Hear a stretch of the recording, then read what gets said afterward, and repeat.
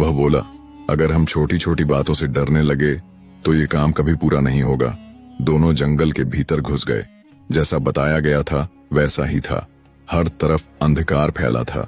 आगे आगे राजकुमार, पीछे पीछे वजीर का लड़का। चारों ओर से जानवरों की आवाजें आ रही थीं।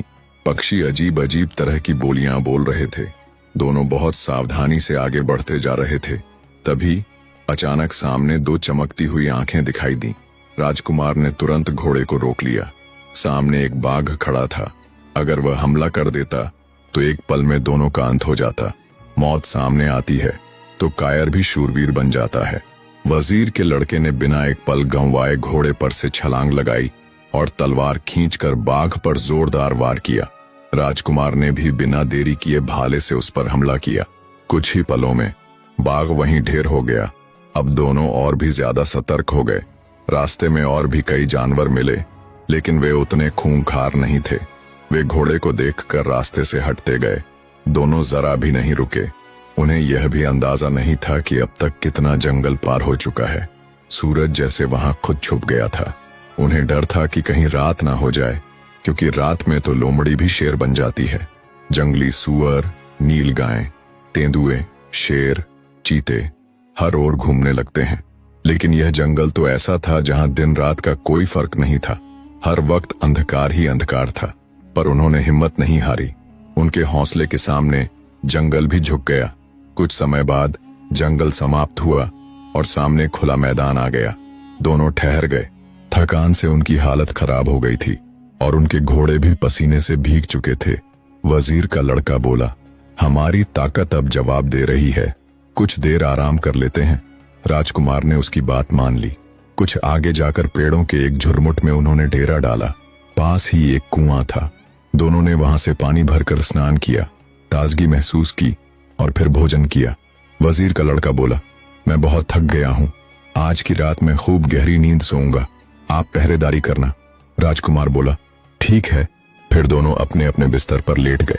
राजकुमार कुछ देर तक चौकीदारी करता रहा। वह इधर उधर निगाहें घुमाता रहा, हर सरसराहट को गौर से सुनता रहा।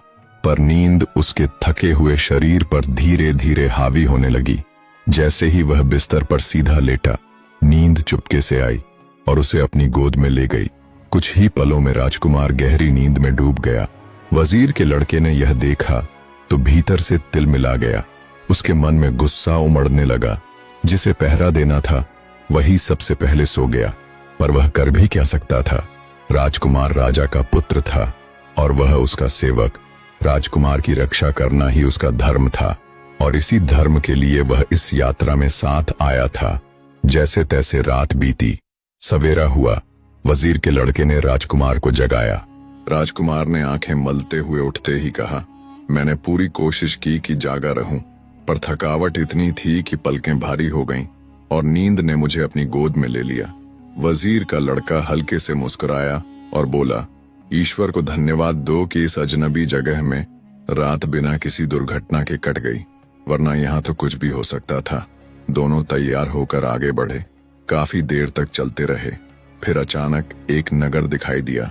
वजीर का लड़का सतर्क हो गया, लेकिन राजकुमार तो उस दृश्य में खो गया।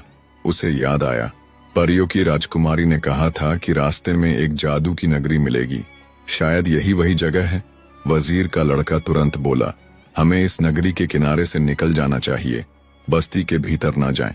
राजकुमार मुस्कुराया, इतने दिनों से हम जंगलों और मैदानों में भटक रहे हैं और अब जब एक सुंदर नगर मिला है तो तुम कह रहे हो इससे बचकर निकल चलें। नहीं मित्र, ये तो नहीं होगा। राजकुमार की जिद के आगे वजीर का लड़का चुप हो गया। दोनों ने नगर में प्रवेश किया। नगरी की सुंदरता ने राजकुमार को मोह लिया। वह बोला, ऐसे महल, ऐसे बाग बगीचे, ऐसे घर कहाँ देखने को मिलते हैं। तुम मुझे इस दृश्य से वंचित करना चाहते थे। दोनों घोड़ों पर सवार नगर के भीतर बढ़ते गए। थोड़ी दूर पर एक बागीचा मिला, गुलमोहर और फूलों की लताओं से सजा हुआ। राजकुमार उस सुंदरता से आकर्षित होकर घोड़े से उतर पड़ा और बगीचे की शोभा निहारने लगा। तभी सामने के एक घर से एक बूढ़ी औरत दौड़ती हुई आई और अचानक राजकुमार से लिपट गई। फूट फूट कर रोती हुई बोली, मेरे बेटे, तू कहाँ चला गया था? मैं तुझे कब से खोज रही थी। राजकुमार चौंक गया। ये क्या हो रहा है? कौन है ये? वह बार बार खुद को छुड़ाने की कोशिश करता रहा, लेकिन वो औरत इतनी जोर से उसे जकड़े थी कि राजकुमार चाहकर भी खुद को छुड़ा नहीं पाया। राजकुमार को उस बूढ़ी औरत पर बहुत दया आ गई। उसने कोमल स्वर में पूछा, तुम मुझसे क्या चाहती हो?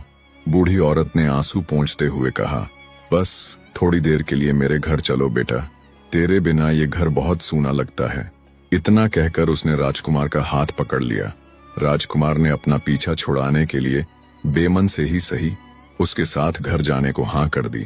वजीर के लड़के ने उसे रोका, नहीं राजकुमार, मत जाओ, ये जगह भरोसे लायक नहीं लगती। पर राजकुमार नहीं माना। वह बोला, तुम यहीं रुको, मैं थोड़ी ही देर में वापस आता हूँ। इतना कहकर वह बूढ़ी औरत के साथ अंदर चला गया।